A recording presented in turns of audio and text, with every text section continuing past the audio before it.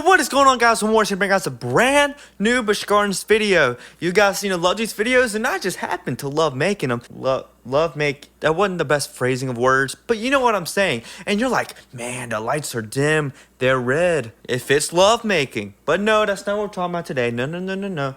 We're talking about Hallowscream, baby! It's almost Hallowscream season at Busch Gardens, Williamsburg, and they just rolled out a bunch of announcements last week that I have been so excited to cover. I'm super excited to finally talk about it because they have answered some of my prayers. And how Busch Gardens, Williamsburg may have just fixed Hallowscream. I've had a gripe with Busch Gardens for the past couple years because Hallowscream really just hasn't packed a punch. It's been there, they've had some cool haunted houses and some cool ideas, but like I said, it's just ideas, but the follow-through really hasn't been there, at least in my opinion. And I've just been yearning for that old Hallowscream feeling, because I remember Hallowscream, I say 2012 to like 2014, 15, where you had 13 Numbers Up, the Dark Side of the Gardens theme, which my favorite theme of all time for Hallowscream. They should have never left it and went with Curse. And then I will say, Curse, I like Curse, because at least it had a theme. And then you had the Revenge. I can't remember what her name was, but Scarlet's Revenge was pretty cool. It wasn't like amazing, but it was pretty cool. I liked it. At least they really put a lot of effort into a storyline, and that's the least you could ask for. I went into the haunted house for Scarlet's Revenge. It was okay. It really wasn't scary, but it's just that effort that they went into. But when they had the Dark Side in the Gardens, that was legitimately scary.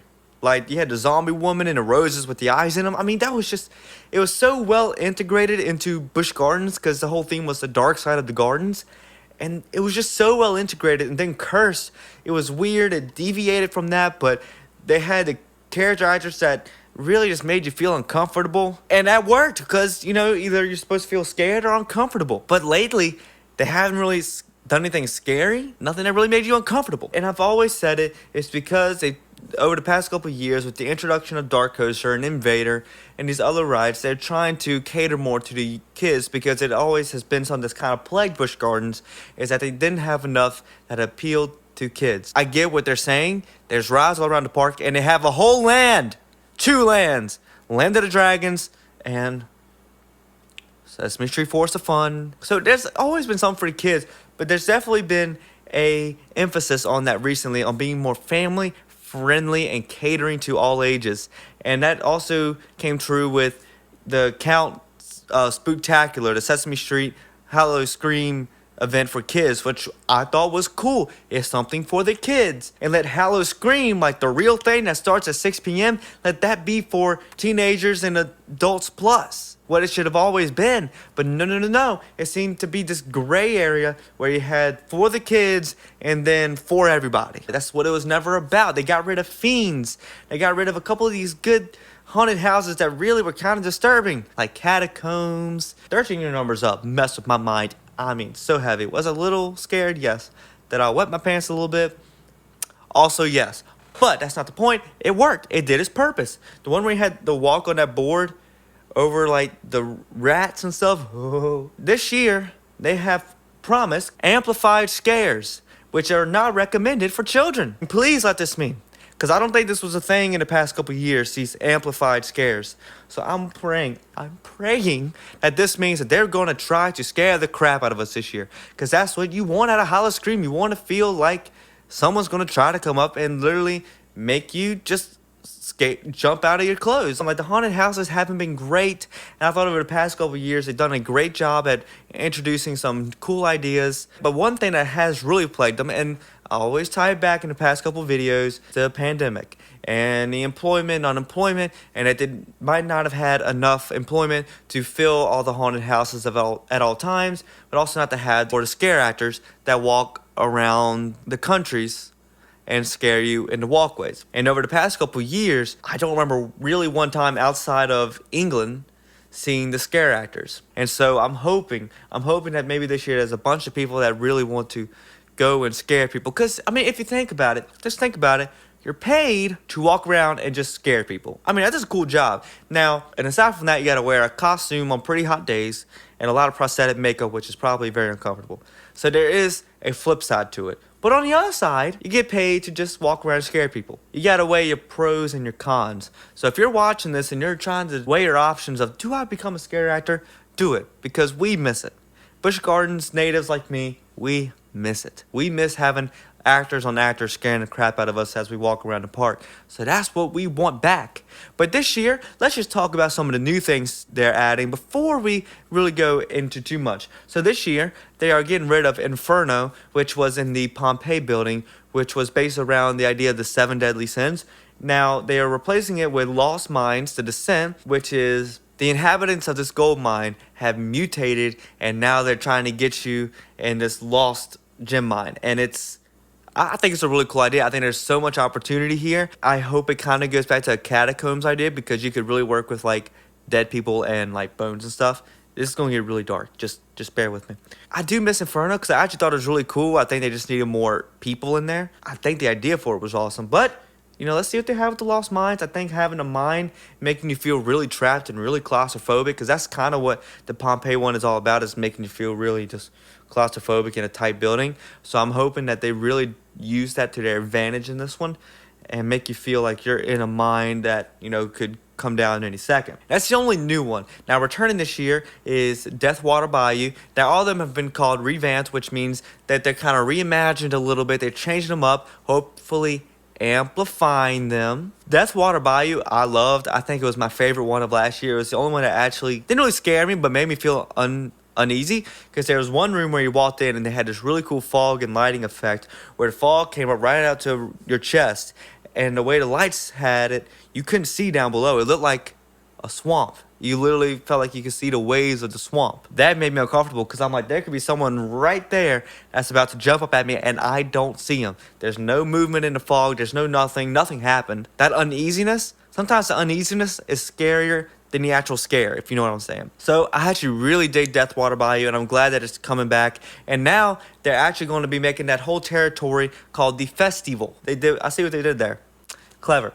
Where they're going to have kind of just be a whole festival in the bayou. Have like a whole New Orleans theme. Like, it fits really well with the Festa Italia country, and making it feel like and the whole idea of it just feeling like one big party. And now one big deathly party. I'm sorry, I should have done that. I apologize. But now we got Nevermore revamped, or Nevermore Chapter 3, which is a really cool one. I really have enjoyed Nevermore. I grew up in literature class, you know, reading a lot of Edgar Allan Poe. So I know a lot of the references, and I appreciate a lot of the references. And even though it's not really a scary one, it's one that really has so much attention to detail, so many cool costumes, so many cool set pieces, that it's one of those where I'm like, you know what? It doesn't scare me, and I'm okay with it, because it's freaky. Because Edgar Allan Poe was a creepy guy in his stories.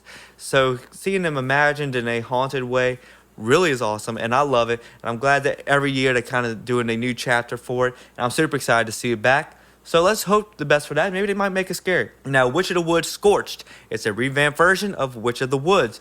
And now, a helpful tip that I'm going to make sure I implement to myself this year, and if you're watching this, make sure you do it for yourself too. Do not go to Witch of the Woods during daylight. It is only going to be scary if you go at night. I always end up going in the daylight because I just happen to be around Witch of the Woods when it comes time for it to open up, and you see everything. You see absolutely everything. And the idea is that you're walking through the woods and they scare you. Well, if you can see all the woods, you can see them. Go do like Killarney Diner first, Nevermore, the ones that are inside, and then save Deathwater Bayou, Witch of the Woods for when it's dark. So I'm super excited for Witch of the Woods. It's such a cool concept. It's just kind of like that throwback feeling of just, you know, like a haunted maze, because they don't really have a corn maze. So this is kind of closest you get. I enjoyed the corn maze when I had a few years ago back behind Dark Castle. And then you have Killarney Diner, which is a super cool one that I love. I love the idea of it. It's kind of feel like a 50s diner, and I love the car fetch where the car races up to you. Now, one thing you can never deny is sometimes Busch Gardens is kind of slacking in the actual scare factor of Hallowscream. But what you can't deny is their ability to use props, sets, and costumes and prosthetic. Those are always top notch, 10 out of 10. They do it so great every single year. You can tell that they have fun with it, And that's where Hallowscream has shined in the past couple years, is in the aesthetic of it, the look of it, the design. But the actual follow through and the execution of the scare has fallen flat. And I think they've noticed that. And I'm hoping that these revamped haunted houses really bring a new scare factor to Hallowscream. I'm gonna talk about little gripes. So we have territories. These are the areas where the scare actors walk around. Now you have Festival, like I said, the brand new one in the Festa Italia section, which is about a party in the bayou. Then we have Gorgon Gardens, which is in Italy proper. Kind of like these stone. It's like the Garden of Souls, because you had the garden. I miss the pirates, man. I want the pirates back. Pirates are scarier. They're cooler. These little stone cold, soulless people. I mean, they're cool, but I want the pirates back, man. But you know, I haven't really been there when they had scare actors. So, benefit of the doubt. Let's see what they had scare actors. Now, I don't remember this one. But I might have, like I said, it's hard to remember them when they haven't had the scare actors actually there. But you have Scary Tale Road, which is a bunch of these dreams and fairy tales of the past being kind of warped. And these actors that are like characters from the stories, reciting the stories and scaring you. It sounds interesting. I don't think it's really a scary one, because more people are like, have you ever heard the story of da da da da? And I'm like, no. I'm hoping the best for it. Then you have Meat Market, which is where they have the hanging pieces of bodies in, I think it's like New France, and France is where that is. That's always cool. It's always disgusting to see feet hanging down. Remember back in England where they would have the hands from Jack the Ripper, and the hands and the toes and the feet all just hanging down? That was cool. Really unsettling for people, and it's fun watching them walk through it because they have to. But Meat Market's really cool because you see the blood everywhere. And then you have Ripper Road, which is, like I said, Jack the Ripper in England. That's always like a cool one. Really fits in with the Busch Gardens theme and the old country, and kind of taking old stories and making them dramatized for the stage, if you want to call it. And then it ties in with the show that I love, Monster Stomp Ripper Row. I love that show. It's the closest thing we have to Fiends. But now let's talk about the shows. Now there's 4 shows. You have Jack is Back, which is awesome because it's an old Busch Gardens tradition of Jack-O-Lantern. So I'm super excited that they keep bringing him back. He's kind of like the mascot for Hallowscream, with the big pumpkin when you leave Ireland going into Scotland. Then you have Skeletones, which is just a nice little show in Italy in the San Marco Theater. That's always really cool. It's just a nice little vibe and jam to some old songs. You have Phantoms of the Fest House. It's like, imagine like Kids Bop, but like for adults. And it's just a bunch of adults just kind of like, they all get drunk and they all start singing karaoke, but in like really weird costumes. That's pretty much what Phantom of the Fest House is. That's how I see it. I don't love it. Yeah, Monster Stomp. Monster Stomp is so cool. I love the knife part with the knives on the table. I love it every single time. Any show in the Globe Theater is just going to look cool. But the show I do miss, the show I spoke about in another video, and the show that I miss and I want back so bad, Fiends. Give me Fiends. Please, I just want Fiends. I never got to see it because I was too young. It was such a cool show. It was in the Abbey Stone Theater. And they don't do it now because then they'd have to take down the Celtic Fire stage. And the Celtic Fire stage is now used for the regular season and the Christmas season.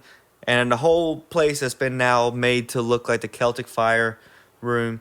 So we're never going to get it back probably. And I'm sad because the whole idea of the show is singing a bunch of Halloween hits while making Frankenstein. And I never got to experience it because I was too young. And that was like the show that was for adults. But if there was any hope of it coming back, it is now. Because like I said, Busch Gardens seems to be kind of going back to the roots of having time for the kids and time for the adults. Because the adults want to get scared. They want to have a couple drinks, get a little tipsy, and then get scared so they're tumbling over their feet. I literally heard from people in the park, that's what they want. I think Busch Gardens like, you know what, we need to ramp it up. We haven't been doing enough. We need to do more. And what are they doing? More! I'm sorry, I just like Hallowscream. I'm drinking my Celsius. I'm like hyped up on energy right now. But yeah, so there's so many signs of a return to the glory days of Hallowscream that the only thing we need is a song, The Dark Side in the Gardens, with the zombie lady. The song is on iTunes. You can't forget it forever, Busch Gardens. I want it back! One thing Busch Gardens Hallowscream has been missing for years, a theme.